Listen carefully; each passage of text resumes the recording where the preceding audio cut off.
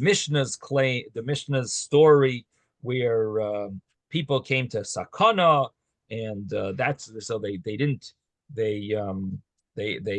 decreed that everyone would shake lulav in their house, and therefore there wasn't such a concern about carrying. Much less of a concern. That was the initial thought. The Gemara said, no, that can't be, because then, what about Koidem Takana, before they made that, before that story that happened at Beis Hamikdash where people were fighting and it was a big problem over there, big they had a whole fight. So before that problem, why then did you shake lulav on Shabbos, even before they decreed to have it only in your house? Seemingly, it was done not in your house. Before that takana, it was done not in your house, and therefore it would have been a problem. And why then are we not concerned about carrying? Why was it doicha Shabbos? The Gemara said, Rishon de'isa min ha'Torah, the first day is a biblical obligation. And because it's a biblical obligation, Rashi says the chashuva netilase, that it's very significant. It's taking, even bigvulin is chayiv. Even outside of the Beis Hamikdash, you're obligated to do it. It's chashuv netilase. It's a very important mitzvah. Loi gazru be'rabbanon. The rabbis didn't decree. And Rashi over there says, Loi bigvulin v'loi b'mikdash, not in the gvulin, not in the mikdash. It's such an important netila that even you're obligated outside of the Beis Hamikdash. So therefore, the rabbis didn't make their decree. But the other days that it's not biblical, only in the Beis Hamikdash, Loi chashiva netila did who? Rashi says, you want to look inside, Isaac, I'm in the Rashi of Loi gazru. I don't have the Rashi. I have only the text of the Gemara here. Why? Doing You have construction in my house. They ripped apart my whole roof. I have dry termites, wet termites. Everybody's stressing before Yontif. No, so you don't have Safaria? What do you have there? Safaria? I have where to stay. Baruch Hashem, my brother's going to Eretz Yisrael, so I have his apartment. It's all good. Everything is good. But I can't get into the living room to get to my Sfarim, right? So what are you using? To cross to get to my office. I can't cross. It's Baruch Hashem. They're working so they can get it finished before Yontif. Right. I'd like to be in my own house for Yontif. Of course. Are you using Safaria? What are you using? I'm using Safaria. Safaria. So if you click on that Gemara, it comes up commentary. Okay, which one are you looking at? Elarisha and De'isim and Atara B'Gvul, and I'm up to Iha Idna Namin. Elarisha and De'isim and Atara. Yeah, that Gemara. Elarisha and De'isim and Atara B'Gvul. Click on that. It should have a Rashi, and Rashi should be like Gozru Bei Rabbanon on that. Then it should come up the commentary, and you have the. Oh, thank Rashi. You. I got the word on Rishon. That's all I got. Hold on, Rishon. The next Rashi after that. Yes, sir, Jeff. Rishon. Oh, okay. I'm getting there. I'll learn. Thank you. But the first alternative they gave was that you should bring your lulav instead of to the Harabayas on Friday, bring it to your shul on Friday, to the Beit Knesset. And then there wouldn't be such a large number of people or a struggle to find your own lulav. Right. Well, we saw that the contradictory brises or mishnahs that said, one place said go bring it to the Beis Hamikdash, one place said bring it to the Beis HaKnesses, and the Gemara said the difference is one is in the time of the Beis Hamikdash, one is after the destruction of the Beis Hamikdash. Yeah, but right, kan bisman Beis Hamikdash and kan where was that Gemara? The Gemara that we brought the two. They tried to prove it. Based Shema Mina kan bizman shebeis hamikdash kayim kan bizman shein beis hamikdash kayim. Right, that's the next little piece. But fine. But in the meantime, before we get to that, before we do that, the point was that the rabbis were goyzer because it's such a strict thing, because it's so strict that not only in Israel, not only in Beis Hamikdash did you shake, but even outside. So the first day of Sukkot was considered significant enough that it overrode the concern, the worry that someone's going to carry. No, this is a biblical mitzvah. Everywhere we're doing it. And they even said, in one place, it even said that you're patur if you did it. if you carried it. Okay, that's right. That was a previous Mishnah in the third parak about the fact that if someone did carry it, that he would be exempt, right? That was the what was it? Shachach v'hoitzias halulav l'shus harabim patum v'nei shoitzia b'rshus.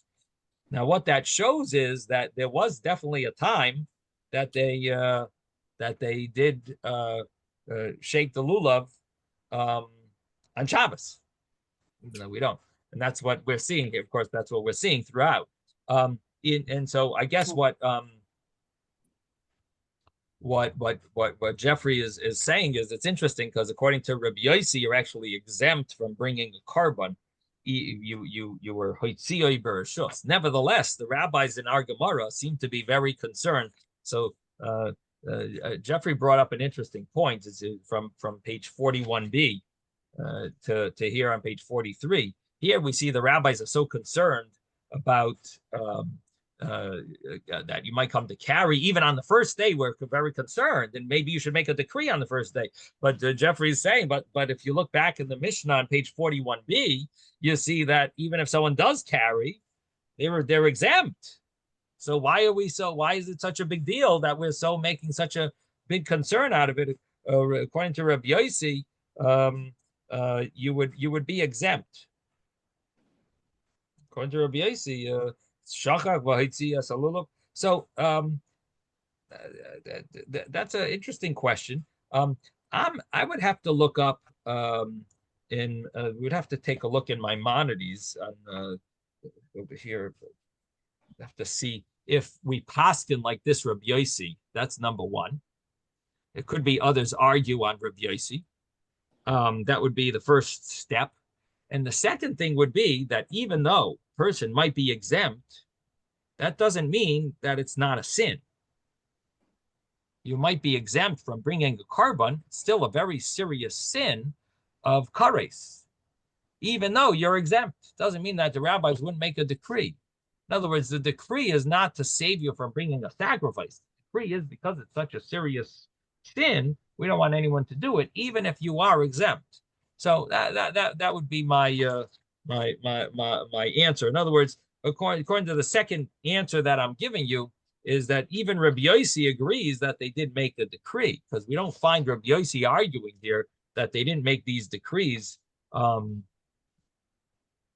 you want to say he only applies his law on the first day, Yom Tov Rishon Shel Chag, and on the first day the rabbis never made. Anyway, there's definitely room to say that the rabbi still would make a decree, even or could make a decree on the first day. In other words, the Gemara's understanding that there's reason to make a decree, even with Rabbi Yossi's statement. That's what it would seem to me, that it's not a contradiction. You could still make a decree, even if people are exempt. It's still a concern.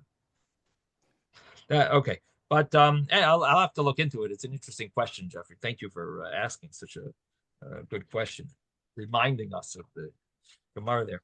So the Mishnah. So what we were talking about is that the first day of Sukkot is a more severe, more strict.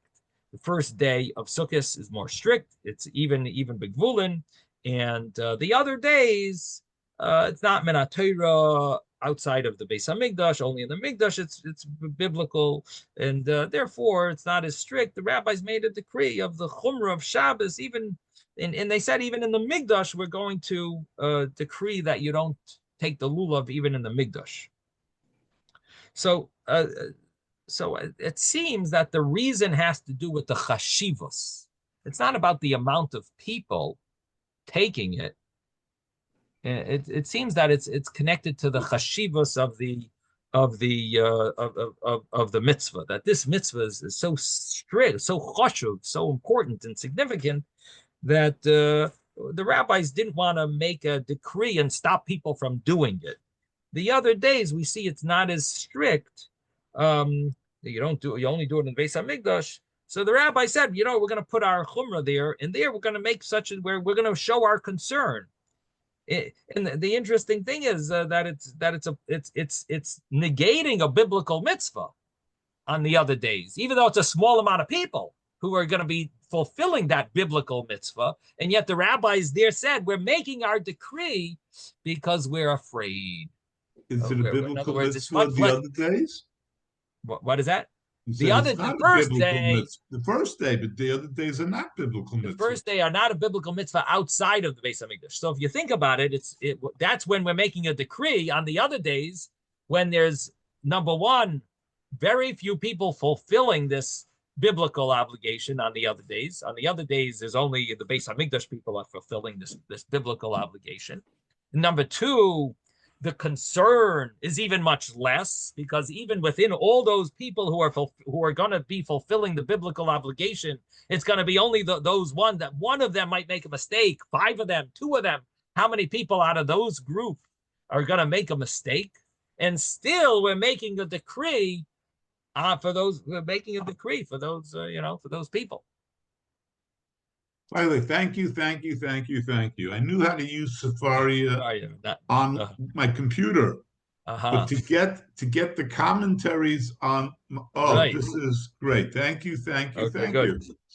Okay, so now getting back to the Gemara, so we're reviewing this Gemara with our Rava. So the Gemara says by our Rava, the Mishnah had said that it's Deicha Shabbos, it overrides Shabbos. When Shabbos falls on the 7th day, it overrides Shabbos. The Gemara went through a back and forth. Why is Arava Deicha Shabbos on the 7th day? It would seem like it shouldn't be the same as Lulav. Lulav, at least you said, everywhere is biblical, we're going to override Shabbos. Arava, you don't have that claim. So maybe someone's going to maybe someone's going to carry it. So maybe we should be concerned about Arava. You're going to tell me, and the mitzvah, the biblical mitzvah. No, that's not good enough, because the whole reason Lulav, we're not worried about it on the first day is because it's a biblical mitzvah, not only in the Mikdash, but everywhere. Arava is not a biblical mitzvah everywhere. It's only a biblical mitzvah in the Beis Hamikdash. It's like the other days of Sukkot. In there, we make a decree when it falls on Shabbos. Why Arava? We don't make such a decree. Comes along Rabbi Yechon and says, you know why? Because Arava has a little problem. We need to make sure people realize that it's biblical. It has a problem. People don't know that it's biblical. Arava, people think is some minhag, some this, it's rabbinic, it's made up. The Baitusim, they had claims against it. So we want to make sure, and mefarsim, we have to publicize that it's biblical, and therefore we make it override Shabbos even. That even though there's reason to be concerned about Shabbos, we override Shabbos, and if Shabbos falls on the 7th day, we actually do the Arava because it's mefarsim. So comes along the Gemara and says, so then Lulav also we should be mefarsim that it's a biblical mitzvah, and in the Beis Hamikdash, and it should override the concern of someone carrying, because it works for Arava. We override the concern of someone carrying. Let's let it override the law of by Lulav. Arava overrides Shabbos. Let Lulav override Shabbos. Well, what's the reason? So the first day we have a reason that it's a very choshuv mitzvah. It's applicable even biblically outside of the Beis Hamikdash. That was the first day it overrides. But how about the other days? They override Shabbos, just like Arava, because it's lefarsim shuban HaTorah. We should publicize that it's a biblical mitzvah. And why would we want to publicize Arava? I understand it doesn't really say clearly. But what about the Lulav? So the truth is, the Lulav also is a little hidden. Where does it say that you have to shake the Lulav all the days of Sukkot? It's hidden. It says, be rejoicing. What is the rejoicing? So we understand that it means shaking the lulav. It's a hidden, it's obscure. And therefore, we should do the same thing that we do for Arava and say it overrides Shabbos. So the Gemara says, no. Lulav, you have to be concerned about Shabbos if someone might carry. So the Gemara says on Arava also. In other words, the Gemara is just like, oh, you want to say lulav, we're concerned of Shabbos, then Arava also. So it goes back, it's like Arava is okay because we have to be Mefarsim in Shabbos. The Gemara says, then lulav also we should prefer. No, lulav we have a problem of Rabbah that someone might carry. Then Arava also we should have a problem someone might carry. Which one is stronger? Are we more concerned about someone carrying? Or we're more interested in showing everyone that there's a biblical obligation here? So the Gemara says that Arava, who does it? The Shluchei Bezdin are the ones who are going to bring the Arava to the Beis HaMikdash. They bring these Aravas to the temple, and the Koyanim are the ones who do the ceremony of the Arava. So who are you really worried about? Lulav, everyone does. Lakoil Masur, it's given to everyone. So lulav, we got to be concerned. Arava, we're not worried about Shabbos. So the Gemara says, oh, you're not worried about Shabbos? Someone carrying Arava? So then all the days when it falls on Shabbos, we should, the mitzvah of Arava should override. Why is it only override on the seventh day? Let all the days it override. So the Gemara, even the other days, right? It should override. So the Gemara says, no, then it's going to be asi lafakuke belulav. It's going to cause people to be less, they're going to be like skeptical about the importance of lulav. They'll think that lulav is not as so important of a mitzvah. It's less significant, less choshev. They'll be mazalzel. They'll it'll be belittle it in their eyes. It'll be belittled in their eyes, the mitzvah of lulav. Why? Because Arava overrides Shabbos every day. Lulav, only on the first day. No. The other days, full Shabbos? No, we don't do it. Really? Arava must be this big mitzvah. Lulav is some small little mitzvah. So therefore, Shabbos overrides it. So it'll be belittled. The mitzvah of lulav will be belittled. So people are going to be skeptical about the lulav. So the importance of lulav, it'll be belittled in people's eyes. Now,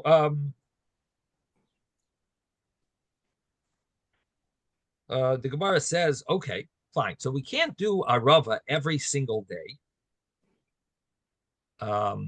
because then lulav will be sort of like jealous. It'll make a problem with lulav. So the Gemara says, okay, then let's do them both on the first day, and they'll both be equal. The first day, lulav pushes off Shabbos, the worry that someone might carry, and Arava will push off Shabbos. They'll both be equal, so to speak. The Gemara says, no, because then people are going to say that lulav is the main thing, and Arava is not really doicha Shabbos. It's just once we're permitting lulav, we're going to permit Arava as well. So it's almost like we're not going to be able to publicize the importance of Arava, that it's biblical. They're going to think that Arava is not really biblical. And nevertheless, the rabbi said you could carry the lulav. They said we're not worried about you carrying the lulav. So they permitted the Arava as well, that we're not concerned. You can do it even on Shabbos. So it's going to be based on lulav, and they're not going to have the publicity we need. So therefore, we have to pick a different day for Arava that'll make people realize Arava is a small thing. No, it's biblical. It'll even override Shabbos. So which day did they choose? The seventh. Why the seventh? The Gemara asks. Maybe any of pick the second day, the fourth day, the sixth day. Why you pick the seventh? The Gemara says no. If you're not doing it on the first day, then put it on the seventh. It's the final day. It's either the first or the last. It makes it a set day, so to speak. It makes it more set, more established. So the Gemara says, okay, so what we just concluded is that the Arava is an important mitzvah, min haTorah, and we're gonna show people that by having it override Shabbos when it falls on the seventh day, when the seventh day falls on Shabbos, seventh day of Sukkah falls on Shabbos, we have the mitzvah of Arava overrides the Shabbos. We're not concerned someone's going to carry. So the Gemara says, if so, even today, we don't have the Beis HaMikdash. We don't have the regular mitzvah, biblical mitzvah of Arava. There's no Beis HaMikdash, but we have this minhag. And the minhag, if we have this minhag override Shabbos, the minhag of doing this Arava ceremony in today's day, the way it's done, we should do it also in a way that it overrides Shabbos, and it'll give publicity that the way it was done in the Beis Hamikdash was biblical. We'll be able to continue showing, making that statement that Arava is biblical in the Beis Hamikdash.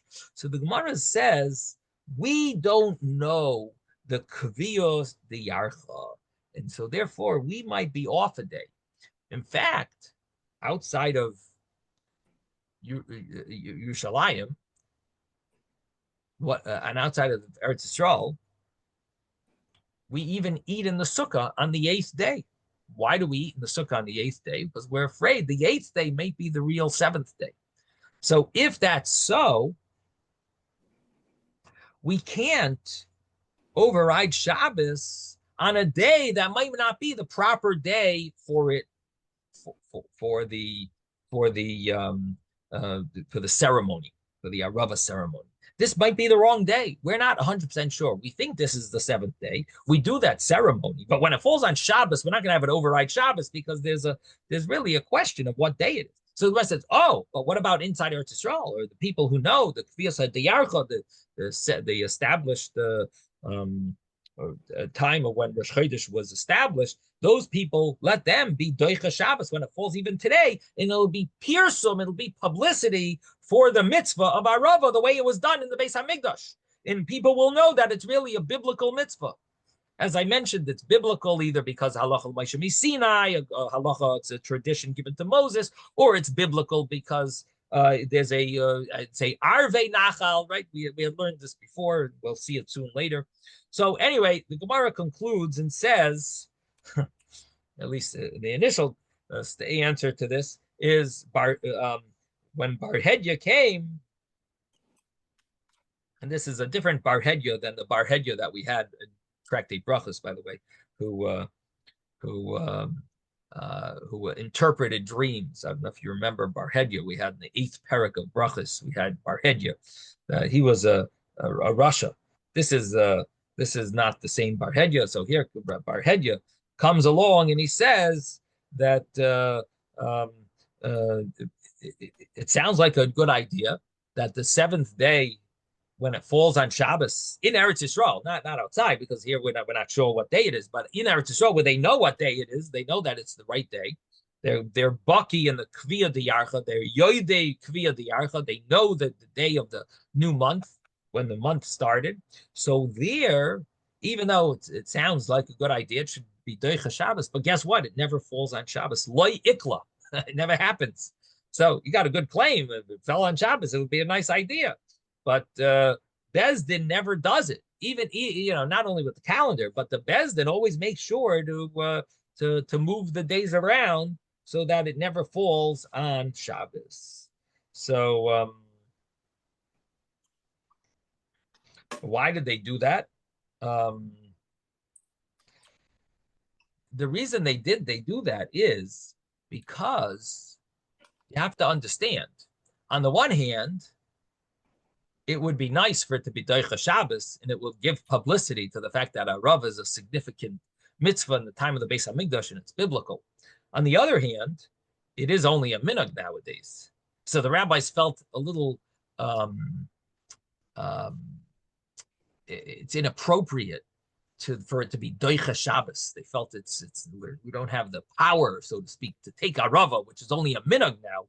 It's only a custom, and use it in the Doicha Shabbos because of this custom. They felt a little. But on the other hand, if Shabbos falls on Hoshana Rabbah, if Hoshana Rabbah falls on Shabbos, and we don't be Doicha, we're not going to be Doicha Shabbos, then it's almost going to give some credibility to the Baitusim Chas v'Shalom, to the people, the heretics, to the people who don't believe in the oral Torah. So the rabbis, what did they do? Whenever it was a question of the month, whenever they would make sure to establish one of the months, make it a day off. So this way, it would never fall on Shabbos. Hoshana Rabbah would never fall on Shabbos. And even today, our calendar is made up in a way that it can't fall on Shabbos. Now, the We Gemara, have an adjustment. We have besides the month adjustment, we have day adjustments. Some of the months can be an extra day, like this last year. That Cheshvan and Teves, I guess, could have different numbers of days.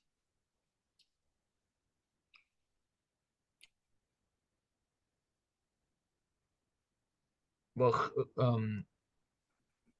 is it Cheshvan, Cheshvan, Kislev? Cheshvan, Kislev, Tevis. Is it Kislev and Tevis? Those are the 2 months. I think that it's Kislev and Tevis that could either be, that could sometimes Pamim Shteyim Chaser, Pam Shteyim Shteyim Malayim, Pamim Echad Mali Vechad Chaser. I think it's is it Kislev Tevis? I think it's Kislev Tevis, maybe. Well, anyway, is it Yes, Cheshvan? that's why you don't know when. Yeah. So sometimes during the Chanukah, you have 2 days Rosh Chodesh, sometimes 1 day. Sometimes one, right? That would be the month of Kislev, yeah. So anyway, bottom line is that I think it's Kislev Tevis. So in any event, Barhedya claims that it never falls on Shabbos. However, Ravin and all those that would travel to Bavel, they said, guess what, guys? It sometimes does fall on Shabbos, and we don't. And, the minhag is not to take the Arava. So the Gemara says, Ve'ela kasha, why don't they take the Arava on Shabbos? This is, it would make sense that they should do it. Why should they do it? They should do it because in the time of the Beis Hamikdash, it would be Doicha Shabbos. And the main reason was they never made a decree because what was important was that it was important to show people that it's a mitzvah d'oraisa. It's important to show people that it's the farsima shibin Torah, and we don't have the concern that people are going to carry it because the people who do it are shluchei bezdin and the koyanim, and so therefore we're not concerned that people are going to carry it, and so therefore it would make sense that we should really be doing it on Shabbos. We should really be overriding the Shabbos, doing this Arava ceremony. So that Rabbi Yosef came up with this answer that, who says that the Arava ceremony is about Netila, is about taking it. And after they would take it, they would, in addition to that, they would place it by the altar. Who says that was the main thing, was the taking of the Arava? And what we do today would be similar to what they did then. Really, he says, maybe the mitzvah of Arava was the zikifa, was placing it on the side of the Mizbeach. And the fact that you take the Arava and you wave it, or you walk, that is not really included in the mitzvah. So what comes out is that when we take the Arava, nowadays, after the Churban Beis Hamikdash, is very different than the way it was done then. We don't have an altar, so we don't stand up the Aravas by the altar. We don't have an altar, and so it's not similar to the way it was done in the Beis Hamikdash, and therefore it would make sense not to be Doicha Shabbos, because the whole reason that it should be Doicha Shabbos and it should push off the concern was in order to show the Baitusim. They would claim it's not biblical, and we wanted to show them that it is.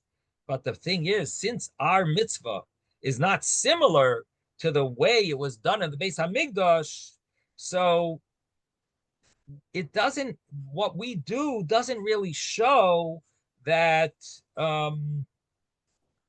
what was done in the Beis Hamikdash was not biblical. It's really a different thing. It's not the same. So the Baitusim are not going to take any message from this that if we don't do the Arava on Shabbos, it shows that Arava in the Mikdash was not biblical. No, we're doing a different thing than they did in the Beis Hamikdash. In the Beis Hamikdash, they would stand it up by the Mizbeach. That was the main thing. It wasn't walking around with it or waving it. So therefore, the Gemara says that that would be a reason why you don't have to. That it shouldn't be surprising that it's not Doicha Shabbos, that Arava doesn't override Shabbos. Instead, Shabbos overrides the Arava. So that was the Gemara that we got up to. We're up to Esaveh. And Esaveh, we're on page 43b, and we're first word on the line is Esaveh. It must be about 20 lines down from the top of the page. 43b. Esaveh Abaye. Abaye asked a contradiction from a Mishnah. And he asked a question to Rav Yosef. So Rav Yosef came up with this idea that you could differentiate. It's very different. The Arava, minhag of Arava, is different than the way it was done based on Migdash. Comes along, Abaye says, I can prove that wrong from a Mishnah. So what does he say? Lulav Arava Shisha v'Shiva. This is a very famous Mishnah. This is our Mishnah of the beginning of our parak. Lulav Arava is either 6 days or 7 days. My lav, what does it mean when it says that it could be done on the 6 days of Sukkot or for 7 days of Sukkot? Isn't it lulav, that kilulav, my lav, isn't it kilulav just like a lulav? The arava is just like lulav. Ma lulav benatila af arava benatila. That, in other words, it's comparing arava and lulav, comparing arava and lulav, and it's saying a lulav is either 6 days or 7 days, and the mitzvah of lulav is arav, is natila, is taking it. So it sounds like arava, the lulav is taking it. Arava is also taking it, natila, not standing it up. That's what it seems like. Again, it's not a big proof. It just sounds that way. It's comparing lulav and arava like they're very similar mitzvahs, putting them in the same category. It sounds like maybe they're both natila. The Gemara says, who says? The Gemara answers. Rav Yosef answers back. He says, midi, what did I say? Ma lulav b'tila for b'tila. That was a question. The Gemara's answer is midi area. Is this a proof? Hakidisa v'hakidisa. This could be this way, and that could be that way. Is this is no proof? And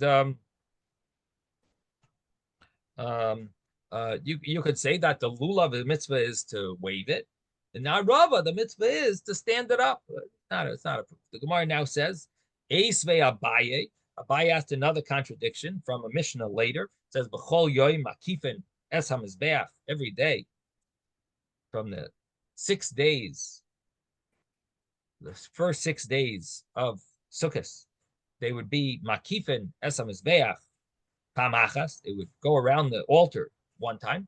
V'oisei ayoyim on Shana Rabbah, the 7th day, Sheva Pamim, they would go around 7 times. My love, what isn't this mean that they would go around with the Arava? Isn't that what's talking about the mitzvah of Arava? That probably means that they would go around the Mizbeach with the Arava, that would be the mitzvahs, to walk around with it, not just not to put the Arava, stand it by the altar. So the Gemara says, no, it wasn't a mitzvah to go around with the Arava. It's the lulav. They would go around with their lulav, and that's what it means. And they would go with the lulav after they would put the Arava by the Mizbeach. They would then go around with the lulav 7 times. So we don't see any proof, according to this conclusion, we don't see any proof that the mitzvah of Arava was walking around with the Arava, was placing the Arava by the Mizbeach, by the altar. So Rav Nachman Rabba bar Avua bar Rava, didn't Rav Nachman, in the name of Rabba bar Avua, say that the going and circling was done with the Arava? So Amar Le, so Rav Yosef says back to Abaye that, yeah, you got a nice statement there from Rav Nachman that he said you would go around with the Arava. Who Amar Lach Ba'arava? He is telling you that it's Arava.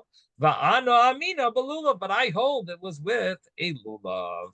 And the mitzvah of Arava is really standing the Arava up, and therefore it's not similar to the way we do it in the minhag that we do now, and therefore there was no need and no reason that it should override Shabbos.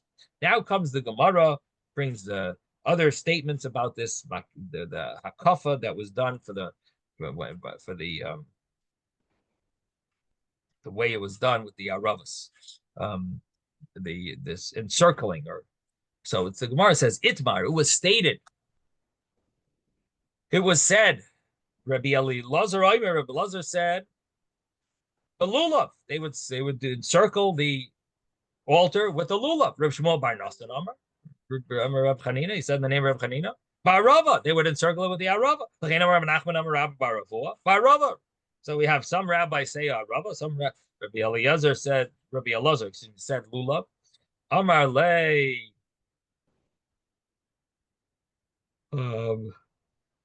Amar lei. Rava, Rav Yitzchok Berei. Rava told Rav Yitzchok his son. I'm sorry, Rav Yitzchok Berei the Rabba Bar Barchana, the son of Rabba Bar Barchana, Bar Urya. Bar Urya means you are knowledgeable in Torah. Ben Torah, son of light, son of Torah. Let me tell you something nice that your father said.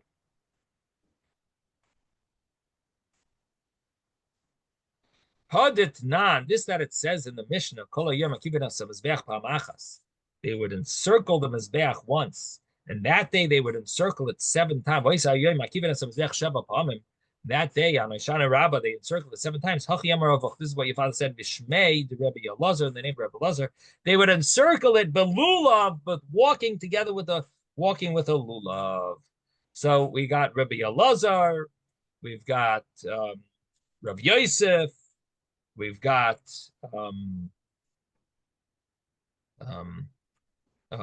Rava, and we got Rabba Bar Chana. Okay, now they all said lulav.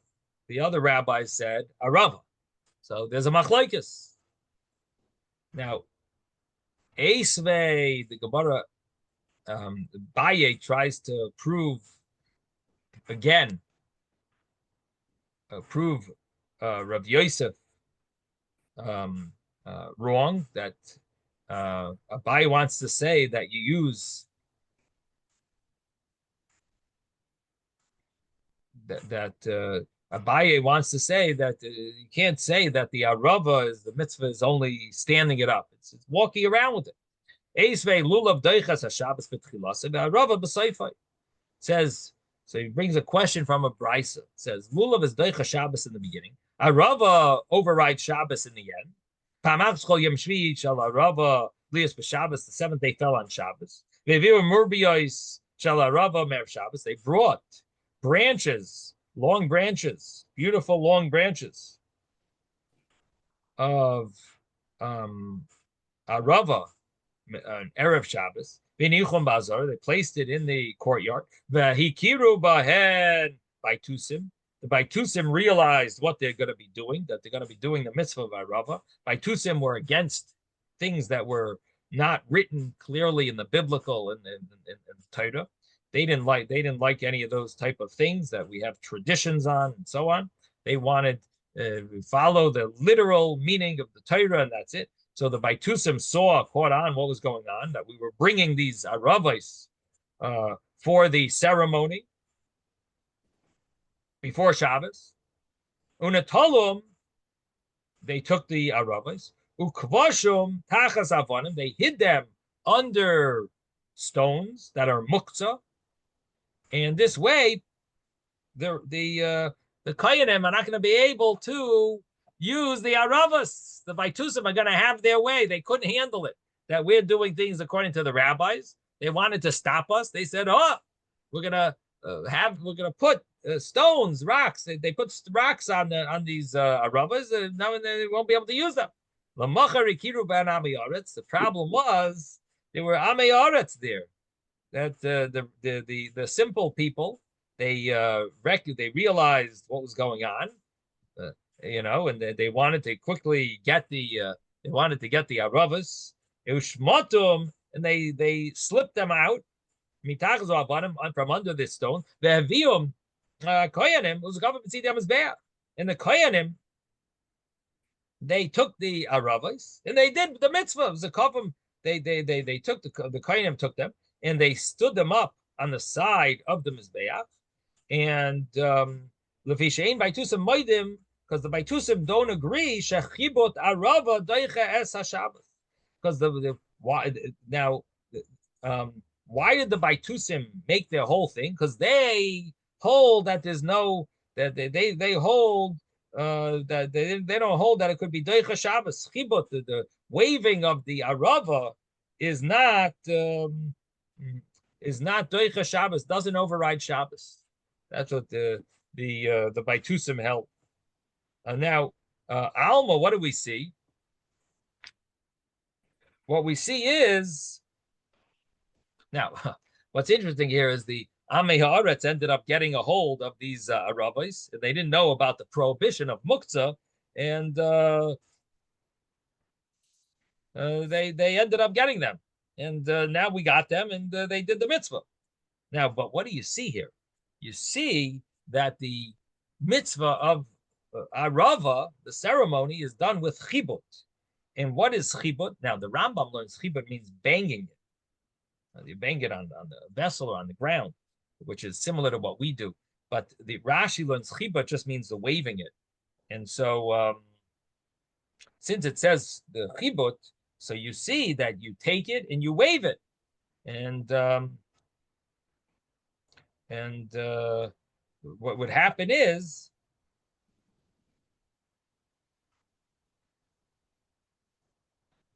that the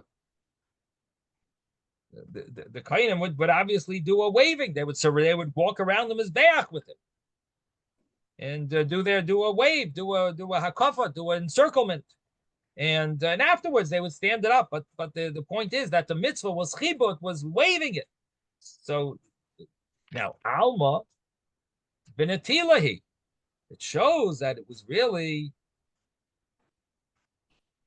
a mitzvah of waving, not standing up. So the Gemara says to Yufta, this actually is a nice proof because it says chibut.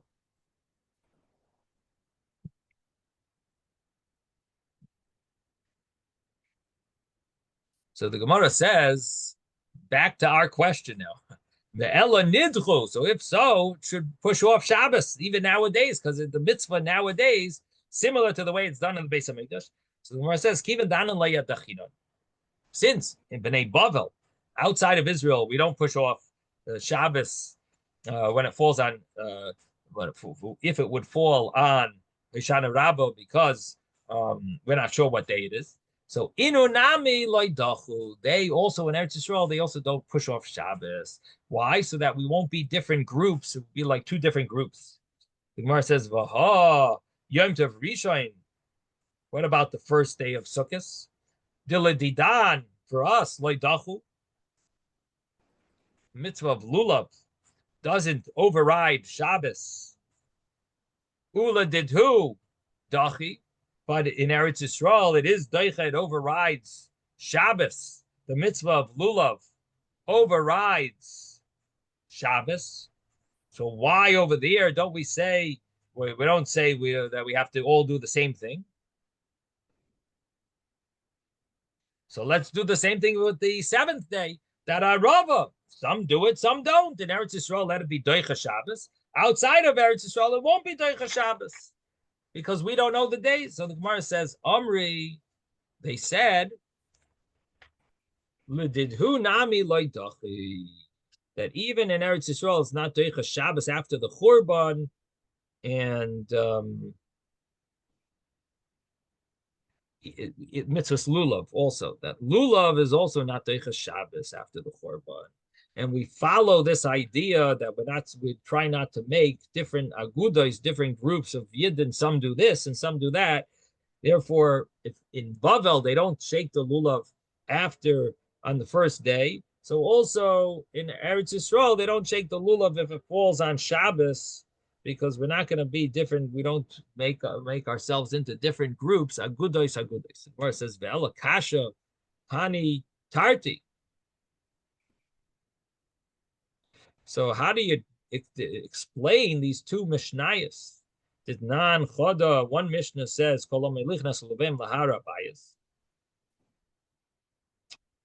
all the nation the whole people would bring their lulav erev Shabbos to the mountain Harabayas in order to shake it on Shabbos in the Beis Hamikdash. Utanan idach, and the other place says lebeis haknesses. They would bring it to the Beis Haknesses, to the shul. And the understanding we had until now was that it was Shabbos. They weren't going to be allowed to bring it on Shabbos. They'll bring it before Shabbos. And they would bring it to shul because it's after the time of the Beis Hamikdash. We said this is in the time of the Beis Hamikdash after the Beis Hamikdash was destroyed. And according to what we're saying now, you don't shake it after the Beis Hamikdash is destroyed. So the verse says, "Loi." Both are talking about in the time of the Beis Hamikdash. But like Kasha, it's not a question. Khan, here the Mishnah is talking about the Migdash. In the Beis Hamikdash, it says go to Harabayas. Khan, the other Mishnah, is talking about you're going to shul because you're not in Eretz Yisrael. It's big Vulin. You're outside of the Beis Hamikdash. You're not near the Beis Hamikdash. Go to shul. You're outside the Beis Hamikdash. You go to shul. So what comes out is that the both of those mishnayos are really talking about the time of the Beis Hamikdash, and the mitzvah of lulav is not doich Shabbos nowadays. Mitzvah of arava is not doich Shabbos nowadays. The Gemara seemed to conclude that the mitzvah of arava was marching around or waving the arava and not just standing up the arava. That's what the conclusion of the Gemara is so far. Okay, we're going to stop here. We are good. Thank you so much, everyone. Have a wonderful. Thank you, Rebbe. Okay. We have shir this afternoon. Yep, and tomorrow. Thank you.